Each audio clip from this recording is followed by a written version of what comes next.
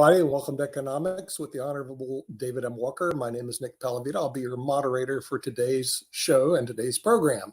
And today our discussion will be, should we abolish the Department of Labor and save $15 billion a year?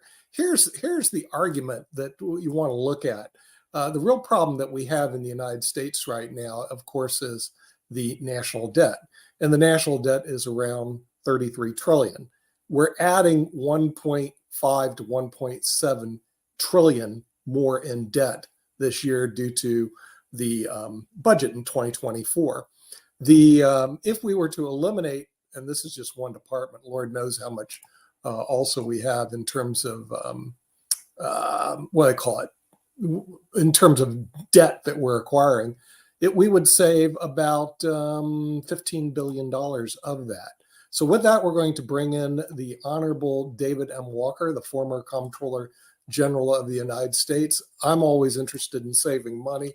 And is this a place that we could save, $15 billion? And also, here's the other thing. All the states have their own Department of Labor, and the states have to balance their budget. We do not. So we're going to bring in the Honorable David M. Walker and see about starting to cut some of the bureaucratic fat out of the bureaucracy. One of the best ways to save money is to cut the fat out.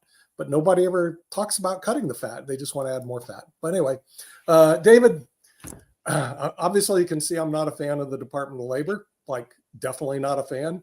And one thing I'm thinking about doing is working on eliminating the Department of Labor. Remember, they eliminated the federal estate tax. I remember that. Somebody got that whole notion started, and Lord behold, they actually eliminated the federal estate tax. I couldn't believe it. So I thought maybe it's about time we get rid of the federal Department of Labor and save $15 billion a year. Now, I did a Pod TV LinkedIn poll, 52%, it was really close, said yes, abolish it. 48 said no, keep it. So I'm going to change the poll a little bit and say, are you willing to increase your taxes to save the Department of Labor? In other words, hit them in the pocketbook, buddy, because it's easy to say, oh, yeah, let's just add more government. Let's keep doing the same thing over and over again. And I think you brought up an op-ed, it was through LinkedIn, about our national debt, $1 trillion. Do you know in the Biden administration, we're adding another $1.5 trillion to the national debt because he can't balance his bloody checkbook? And somewhere along the line, we got to start cutting these fat bureaucrats out. And this, because I have to interface with these people every now and then, this to me is one place which we can cut drastically and start saving money. Go on. Anyway, it's your floor. Well, it's good to be back with you. I'm back in the country, and I can be with you until about 11:45 today. Let me first say that we need to disclose some information that people need to be aware of when we're commenting on the Department of Labor. First, I used to run the Pension Benefit Guaranty Corporation, which is related to the Department of Labor, but not within the Department of Labor.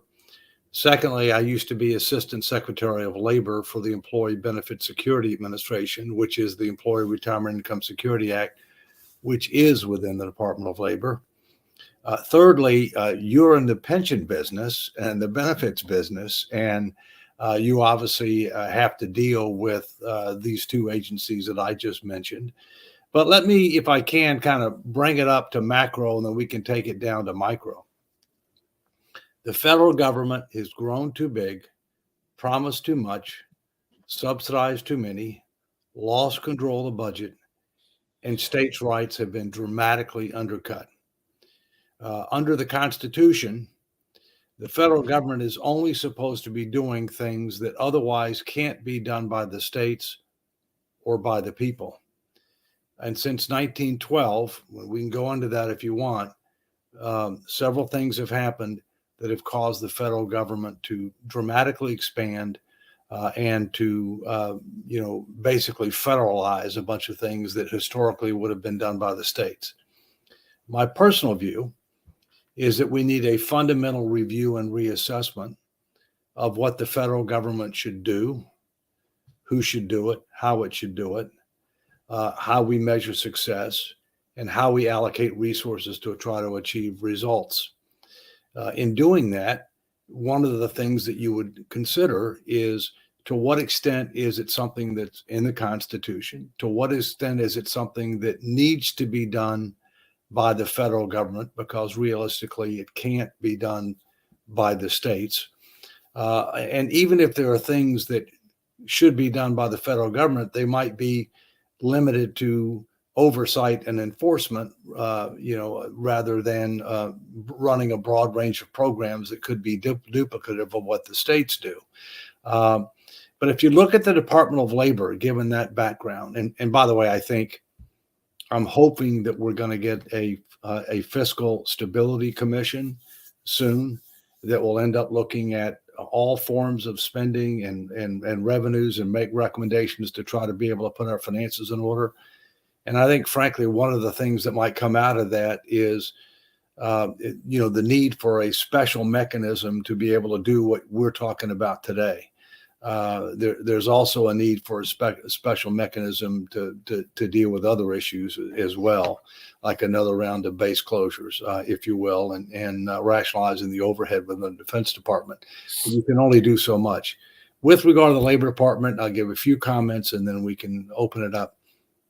If you look at the components of the Labor Department, you have things like the Bureau of Labor Statistics, which is important, and that is a national function. It's not a state function. It's not a function that you can devolve to all the states and say, add up all your numbers and tell us what it is on a national basis. Secondly, you have the Employee Benefit Security Administration, which I used to run, and there's federal preemption. So the states can't do that because there's federal preemption of state laws with regard to ERISA. You do have, certain other functions, though, that theoretically could be done at the state level. You have the Employment and Training Administration.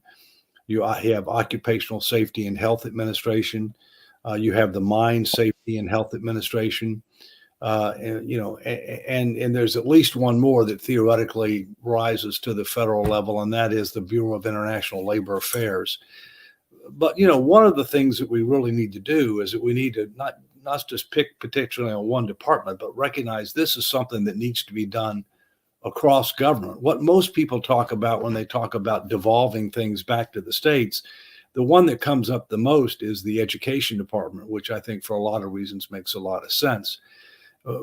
But I do think that, it's not just a matter of what ought to be devolved, but what needs to be consolidated, because I think we have, frankly, too many departments and agencies.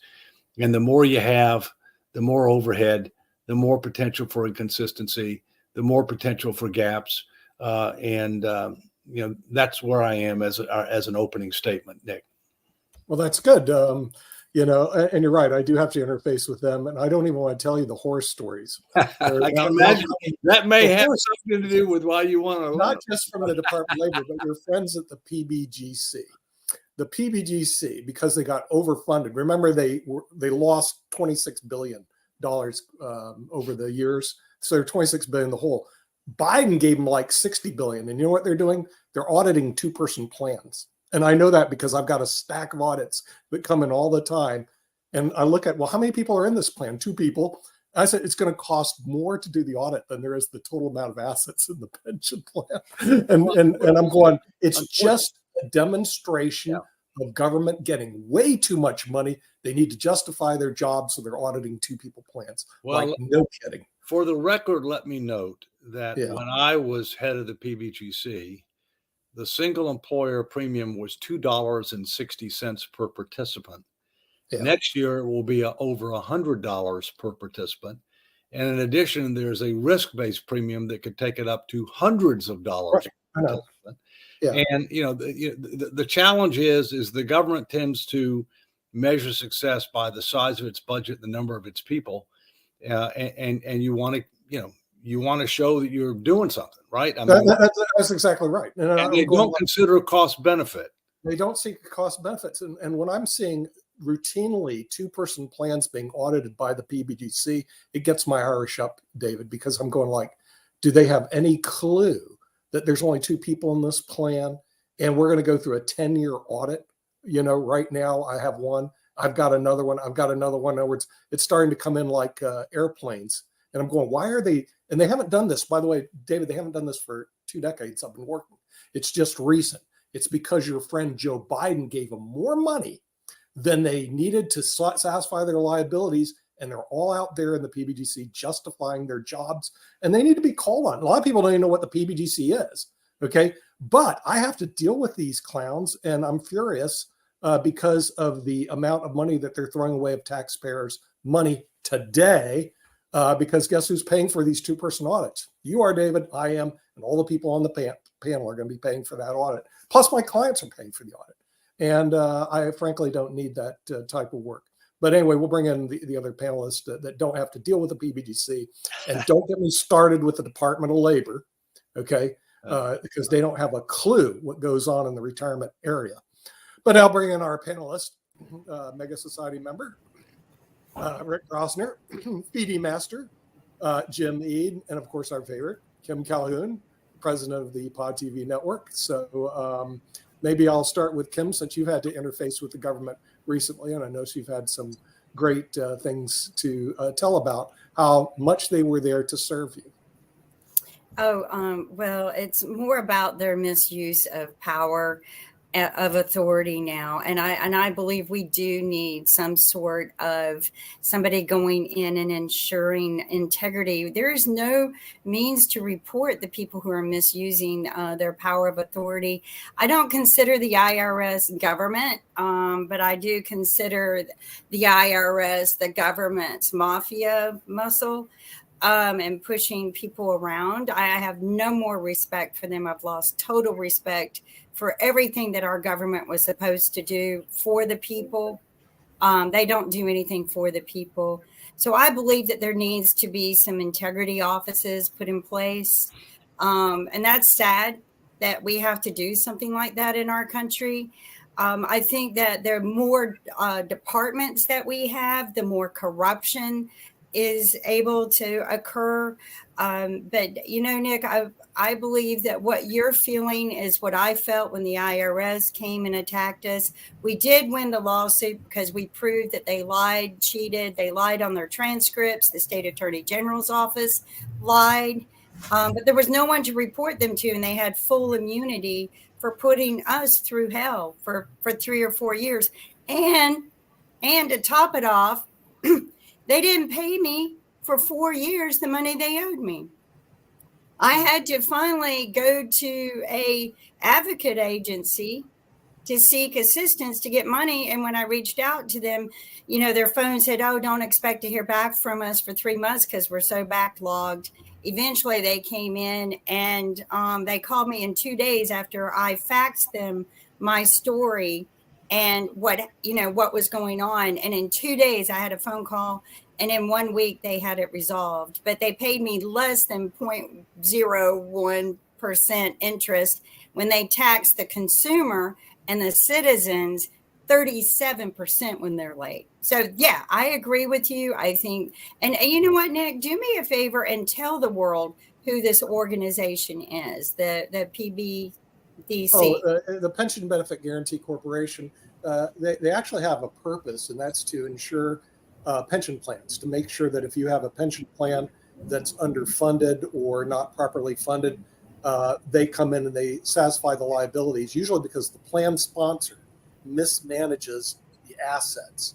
And this is the old Studebaker case where the automobile industry, the company went under, the pension was mismanaged, and then all of a sudden, poof, they needed an agency to satisfy. It's an insurance company.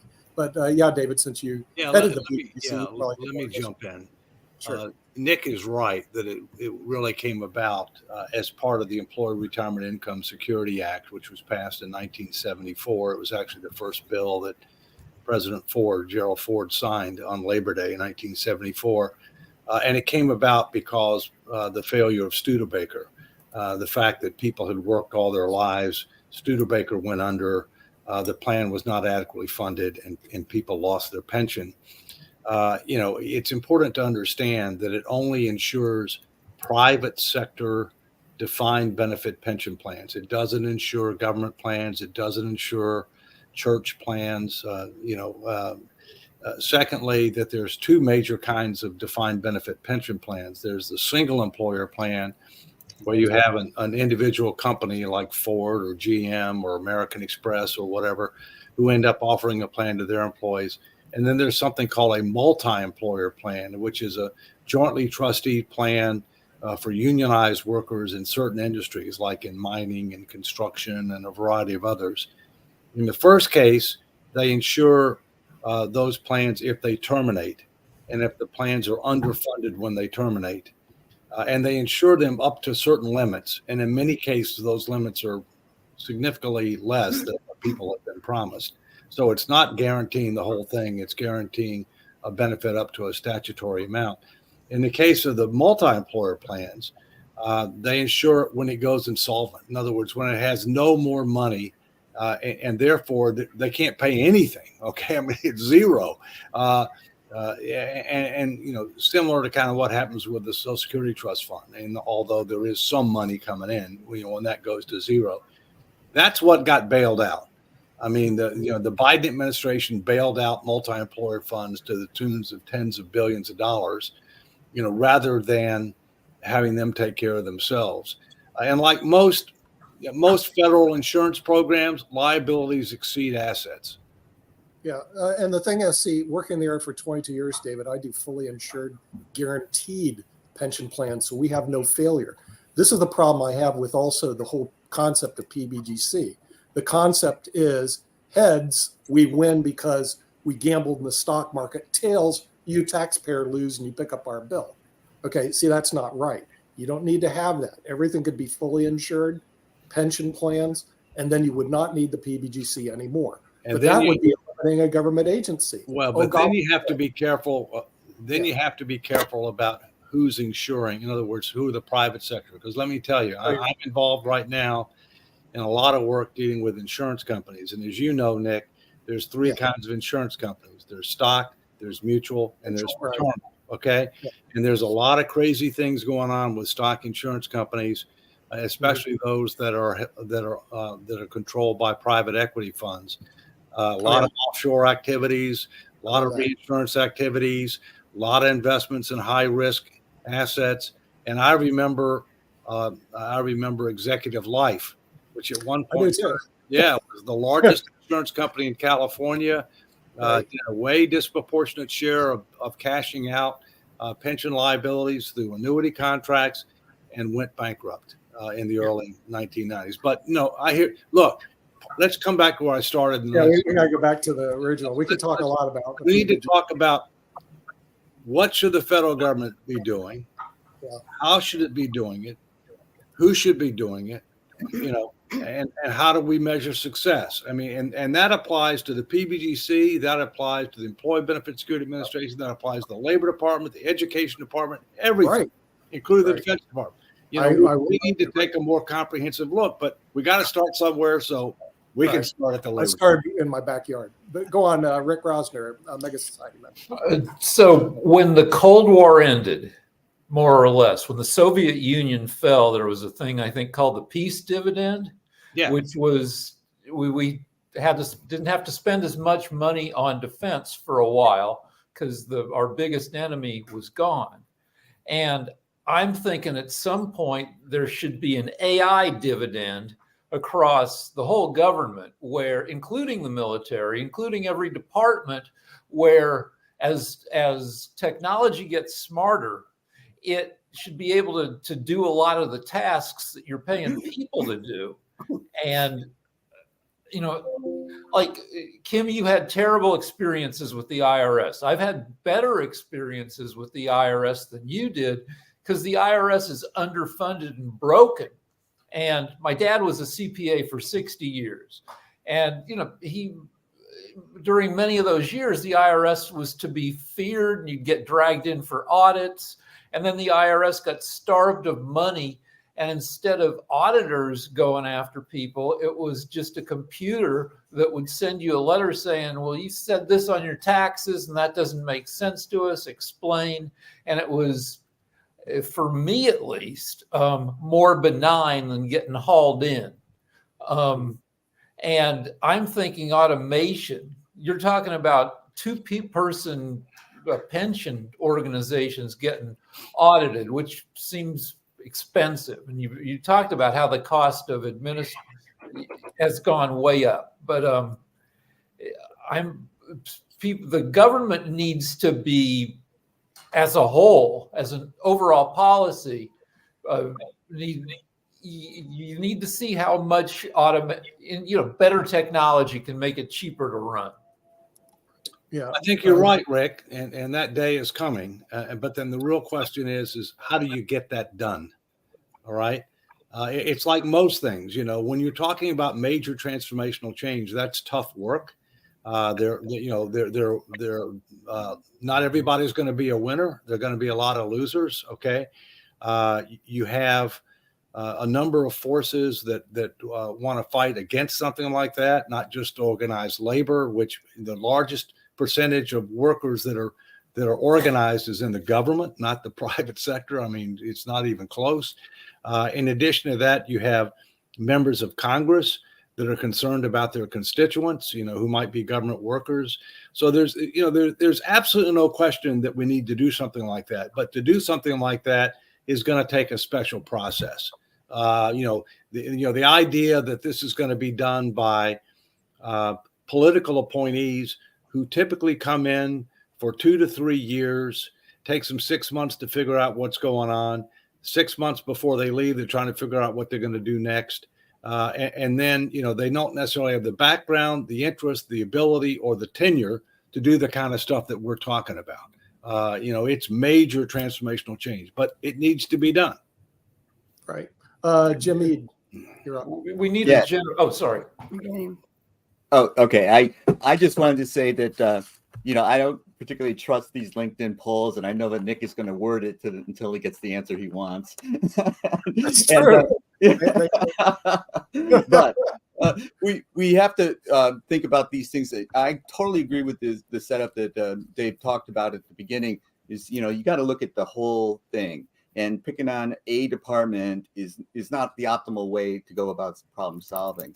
And even though you have a personal grudge against this particular department, and in general, people are going to say we want less government. But I think it's true that bureaucracies get bloated. There's no question about it. I experienced this. I got a number of promotions in a corporate life, and when I was a first level manager, the second level manager told me when we came to budgeting, ask for more than you need, so that you can give back some. And so everybody was asking for more than they needed. And that was just the general way of going about it. So you had bloating, even in corporations. And this was kind of like, if you didn't do that, somebody else would, and you would be doing more work with less people. So you had to play the game. The other thing is the Department of Labor does things like equal opportunity, worker safety, and to get back to the what the federal government should do and what the states could do, we would still have states with slavery if the federal government didn't have a role. So there are certain things that we say, to be part of the United States, you have to do this. You might argue about any particular example, but like minimum wage is one of the things that it's oversight. I do believe in oversight and enforcement. I think that's really what the role should be, to make sure that there are people that all of these things are in compliance with the way that as a country we want workers to be treated. And so this department definitely has a role to play. And we can talk about what it is, but to say, we'll save 15 billion, people are going to say, yes, I want to save 15 billion. But, the deficit bloomed during the Trump years too. So, the last time the budget was balanced was under Clinton, so everybody gets some blame here. We can't pick on a particular president or a particular policy. This government bloating is a problem, and what we can leave to the states and what should be federally mandated is not a simple question. And we can reduce this stuff to such a simple thing that it's mindless, it's simplistic, and it's much more complicated than it's being implied here. Not by Dave. I think he set the stage quite right.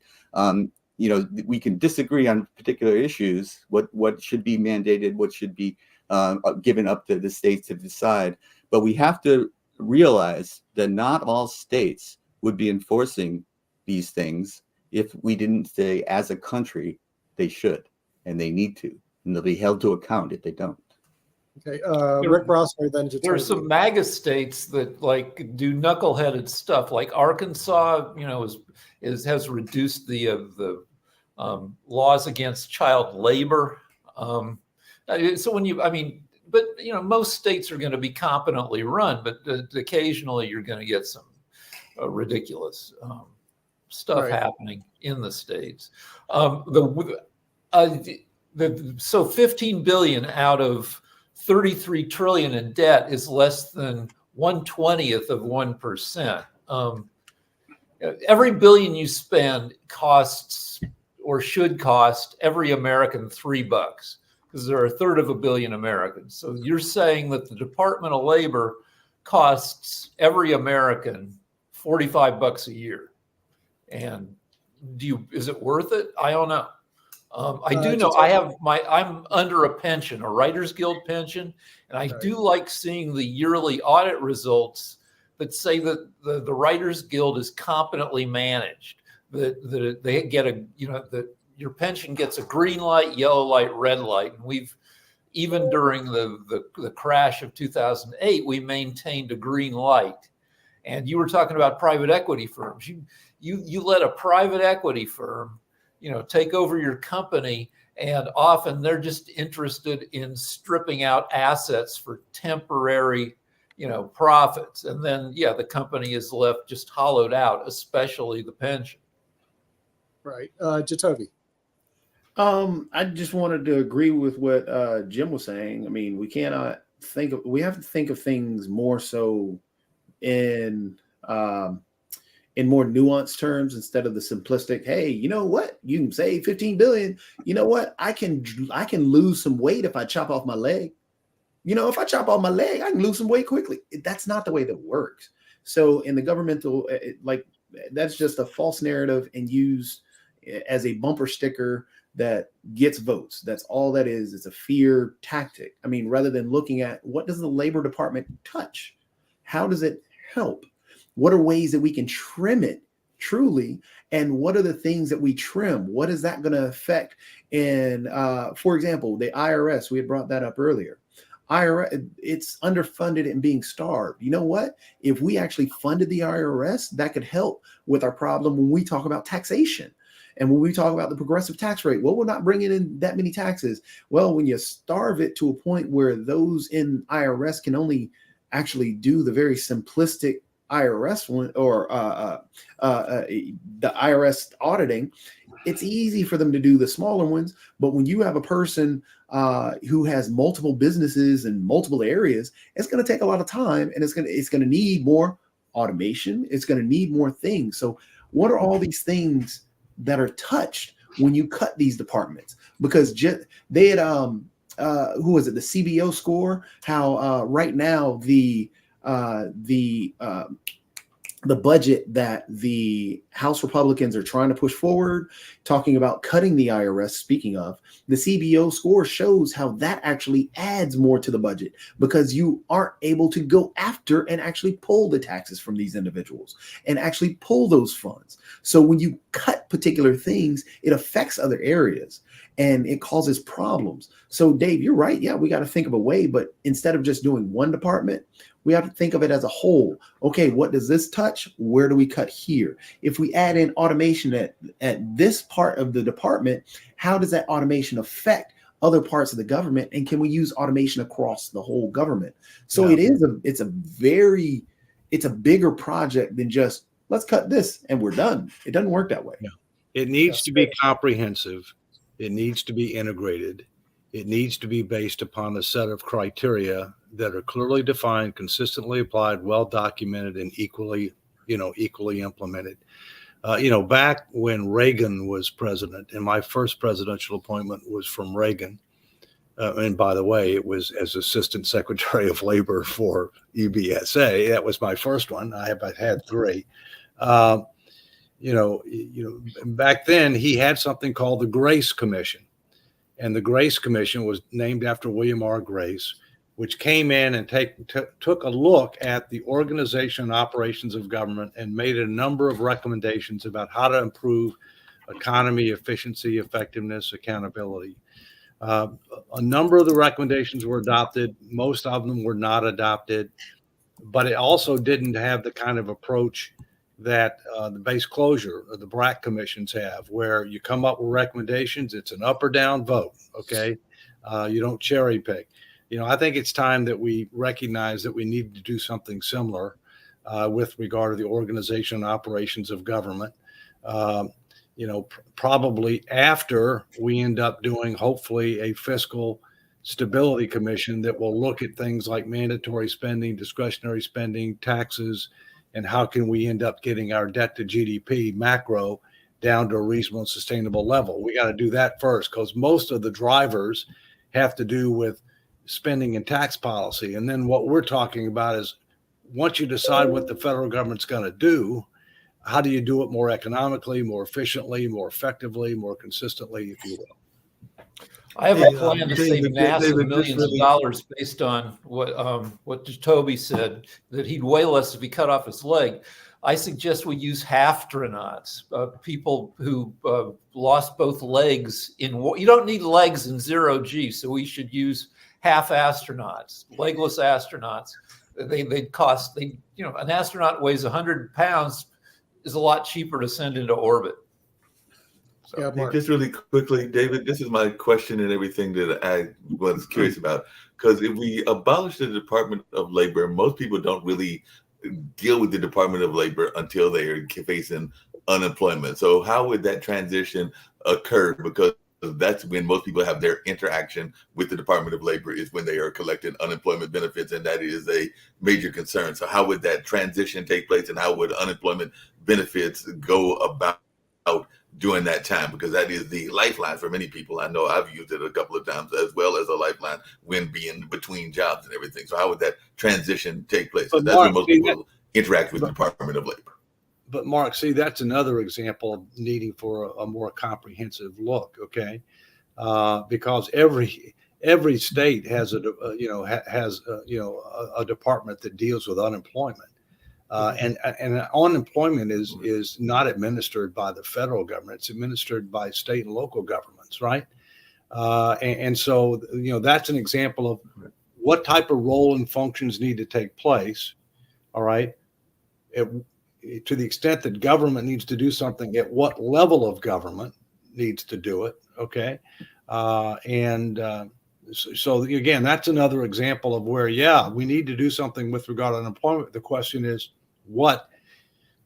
at what level, and to what extent is it done by government workers versus contracted? I mean, there are lots of different dimensions here that we need to think about. But, one of the challenges is, and I'm going into meetings at the Defense Department for the next 2 days because I'm on the Defense Business Board. And one of the things that we're talking about is that how do you change the culture of the business side of DOL?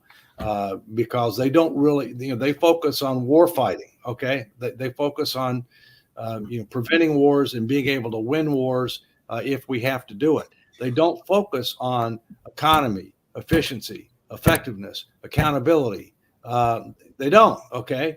And that's a major cultural transformation that's got to take place, not just within the Defense Department, but also government-wide, because the environment is different externally, and the fiscal pressures are great and increasing, and the status quo is just unacceptable and unsustainable.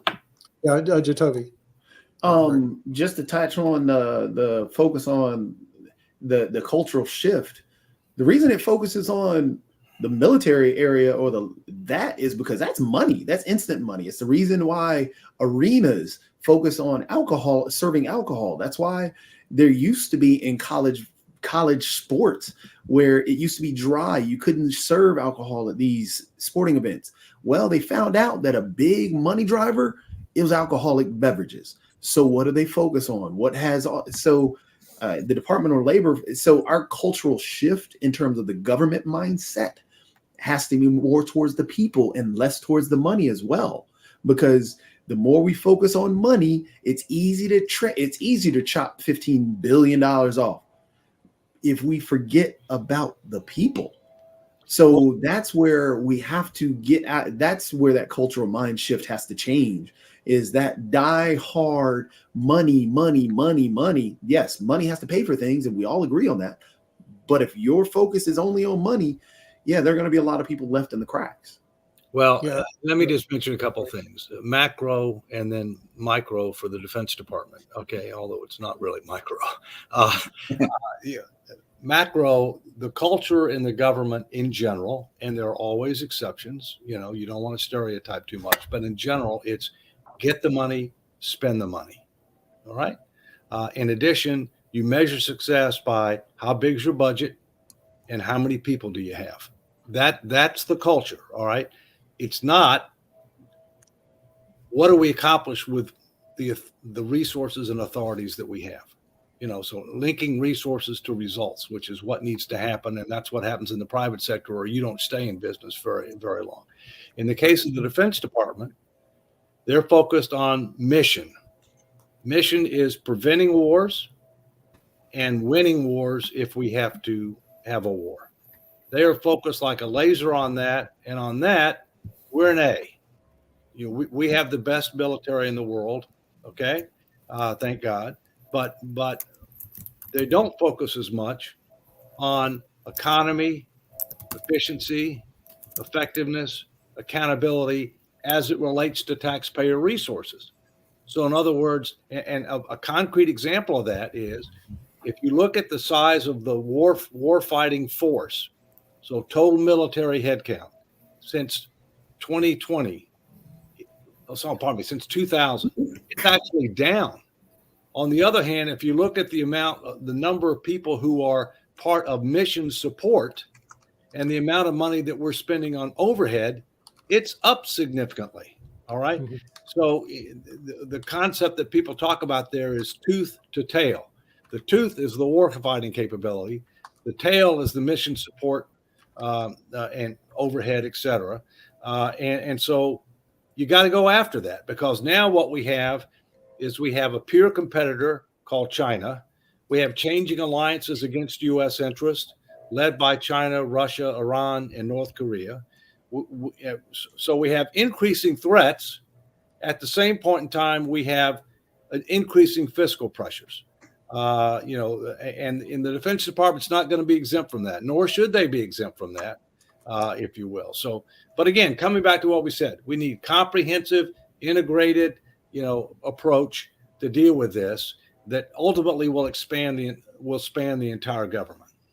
Right. Hey, David, just really quickly along those same lines and everything, I was just curious with this idea of abolishing the Department of Labor, because I know one of the other roles of the Department of Labor is discussion with big business about wage and working conditions and all along those lines. And we have seen a rise in the union, wage and hour. And we've seen a rise in union activities. Yeah, and we've seen a rise in the union activity over the last year. I know that there's a major strike. I think it's still going on with the hospitality workers there in Las Vegas. There is, of course, the one that went on with the auto workers, and of course, the one that is where Jim and Rick are in Hollywood that went on with the Hollywood writers. And there have been a number of other ones. I think even their air traffic controllers and some others have had strikes. So I just wonder, if we were to abolish the Department of Labor, would this be something that you think most unions would be behind, or would they have a issue with it, since that is part of the government that they oftentimes are negotiating with? Well, first, let's understand a couple of things. The portion of the economy that has by far the highest percentage of unionized workers, not even close, is the government. The government has by far the highest percentage of unionized workers. And I don't know if you recall it or not, but government workers were not allowed, federal government workers were not allowed to unionize until Kennedy was president. You weren't allowed to have a union. And now that's a big part of the transformational change. Secondly, one of the reasons that we've had more strikes and other types of activities recently is because inflation got out of control. All right. And people are saying, look, my wages aren't keeping up with the cost of living. And enough is enough. back when inflation, was 1%, 1.5%, which it was for a number of years. Okay, and after we ended up having the financial crisis in 2008, 2009, then people were saying, okay, we understand. But once inflation started getting out of control, then people said, look, we already gave. You need to give something to us. Now, one of the concerns that I have is, well, you can have wage-driven inflation too, right? So we got to make sure that people are treated fairly, but you can't get out of control, because if it gets out of control, then you're going to end up stoking more inflation. Okay, if that ends up being the case. So, look, I come back to what I said. I think we have to analyze what needs to be done. And clearly there are some things that the Department of Labor does that need to be done at the federal level. Okay? What needs to be done? But there are other things that could be done at lower levels of government. And I think that's why I'm saying we need to kind of take a more comprehensive assessment. And for the record, I'm not for abolishing the Department of Labor, but I am for subjecting the Department of Labor to a fundamental review and reassessment, as well as every other major departments and agencies, in light of where we are, where we're headed, and what makes sense for the future. Yeah, Rick.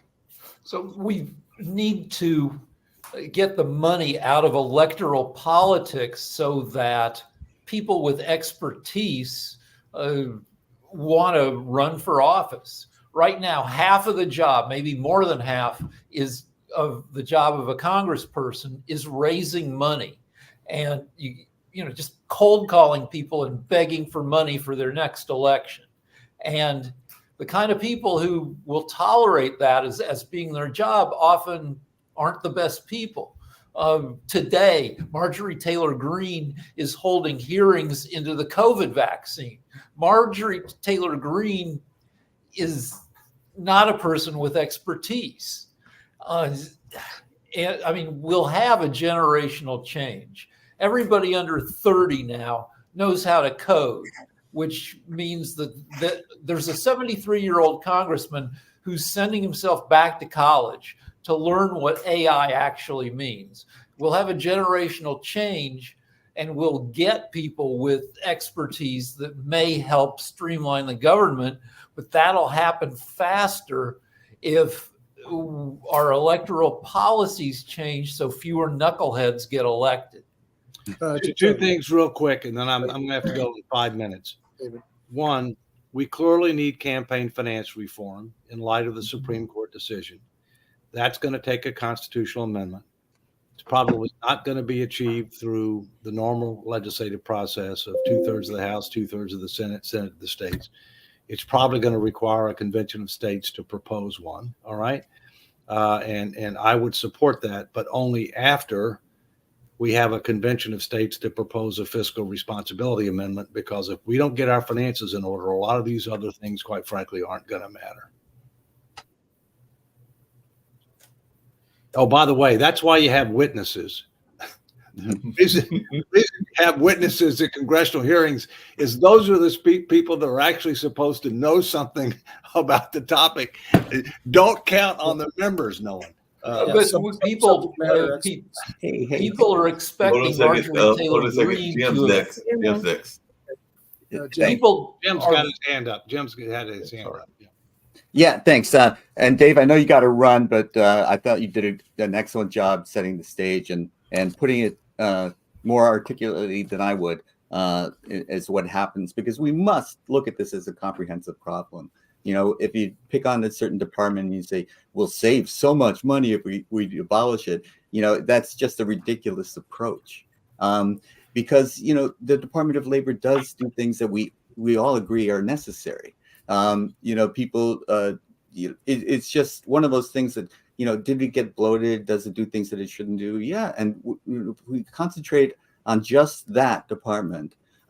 We'd be missing so many opportunities, because as we took a look at the Defense Department and all of the inefficiencies that are involved in that, that's up to a lot more than 15 billion. So come on. Over 800 billion. Yeah. So, this is like, we're playing a game here when we really should be serious about talking about these things. And how do we go about comprehensively looking at government? Because we can all agree that it's bloated, and it does need trimming. And how are we going to agree on doing that? And I do think it goes back to the voters voting people into office that are competent.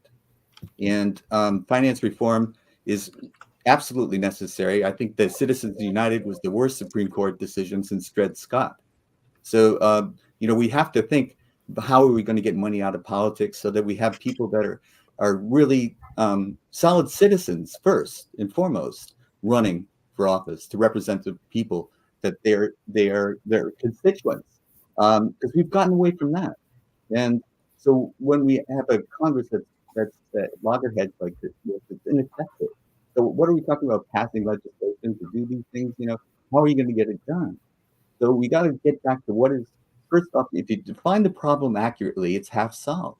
And we aren't defining it accurately if we say, let's cut this department out.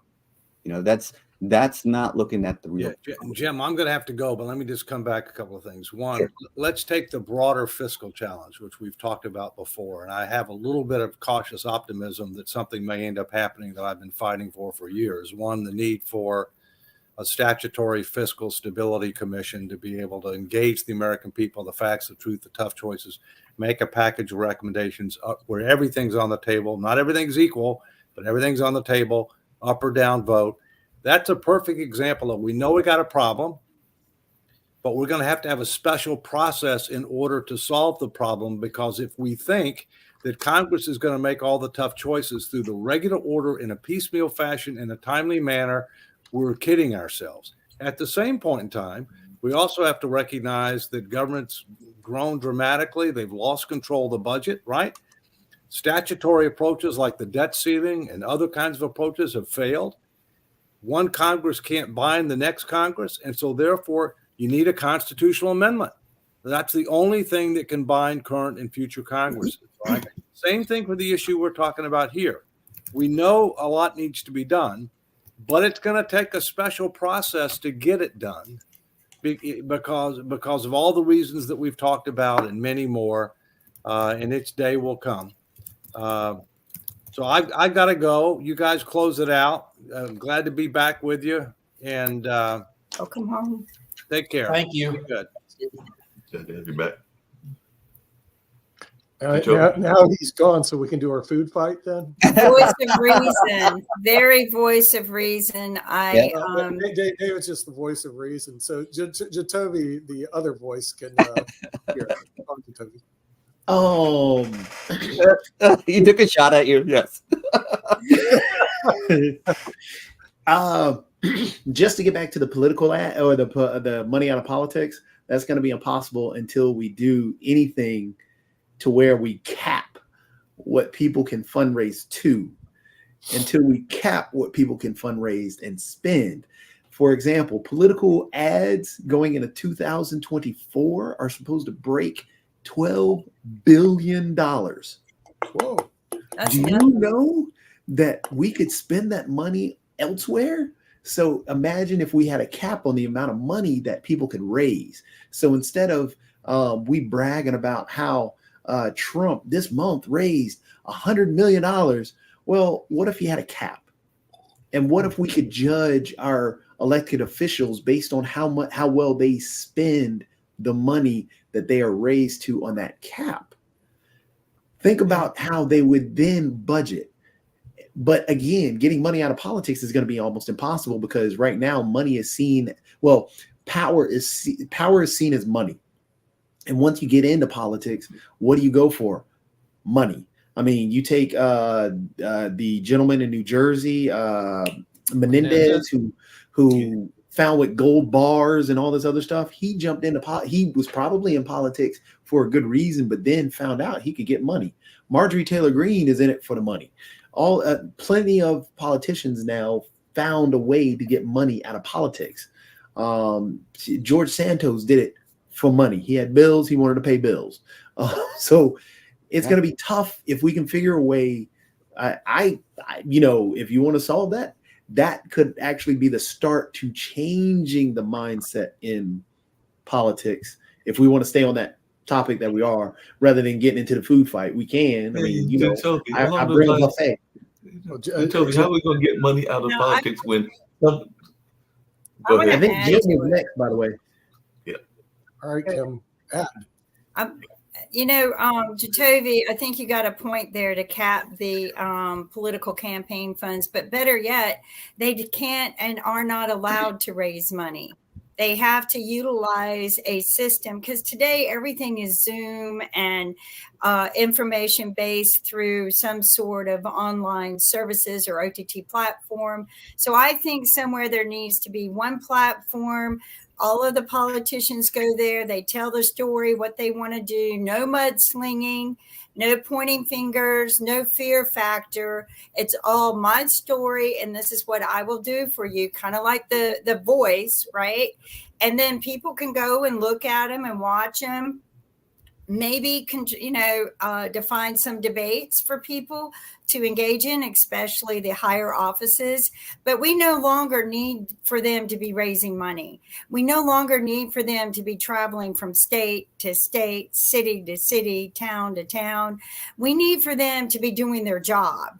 Okay, a majority of them spend this last year, instead of sitting in the office doing their job, campaigning, raising money, and that needs to stop. I agree. But no more campaign funds, none. Everything is done through an AI platform, and we eliminate the corruption. We eliminate the parties and the party favors and the control. And we get down to the basics, like what you want, and potentially put in people who are not there just for the money. But I want to say something to that factor. That's the only reason why anyone runs for political office today. No one runs for the greater good. No one. Yes. Jimmy. Yeah, thanks. I wanted to get back to this money in politics thing. There's a book, Sasha Starr turned me on to this, Dark Money by Jane Mayer.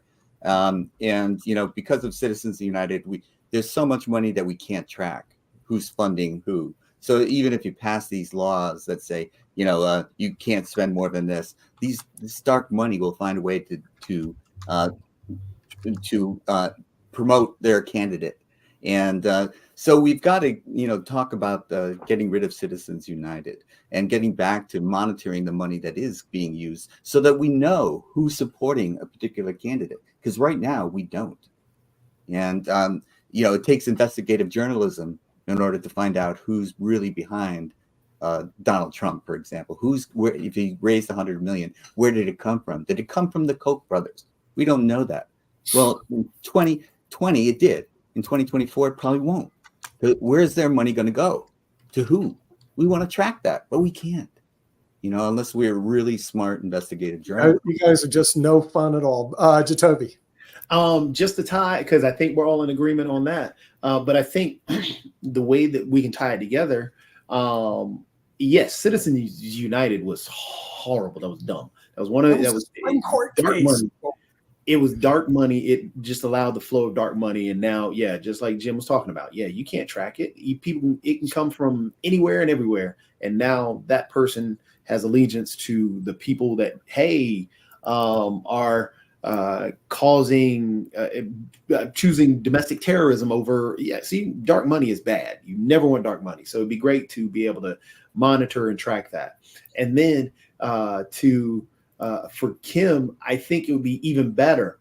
Got you one even better, where it would be the parties themselves, not the candidate. The candidate would only be allowed to campaign for a particular amount of time. We'll say maybe about 4 months. That would be the only time that they would be able to go out and travel. But then the actual party themselves would be the one required to fundraise. And then based on that amount, the amount of money that they have, they are capped at a particular amount for those 4 months. But then on top of that, the money that is not spent goes to a charity voted on by those who actually donated. That would be something that could be worthwhile. That, hey, if we cap it at $100 million, but they raise $2 billion, well, you know what? That money can now go to whatever charitable organizations are down the list on those that people that voted on. I might Rick. be wrong. I often am, but I think in France, candidates are only allowed to campaign for during the 6 weeks before the election. You're right. There you go. Yeah, I think you're right Mark. there and everything. Yeah, just really quickly, since you want a little bit of food fight and everything, I'll throw some food into the matter and everything in the last 5 minutes. What about the notion of two of the biggest lobbies probably coming from the Middle East, and should we eliminate their money? Because I'm thinking that both Qatar and Israel are putting a lot of money into various candidates and all along those lines. So should we eliminate foreign money and all in that space because they have a vested interest in certain things going on and everything? So are we going to eliminate that as well? To throw the food back, yes, I would say that yes, all campaign donations should come from within be it a state election, should come from within that state. If it is a national election, should come from the nation. Foreign money should go to donations towards charitable groups and not towards the actual political action committees. Or to universities. Foreign money should go to the universities and our education system because we educate most of them for free. So, I mean, don't get me wrong, they do educate us for free if you go to Germany and other places. Pay for our students. Yeah, just to let you know, because it was many years ago, and you know this woman that I'm going to mention everything.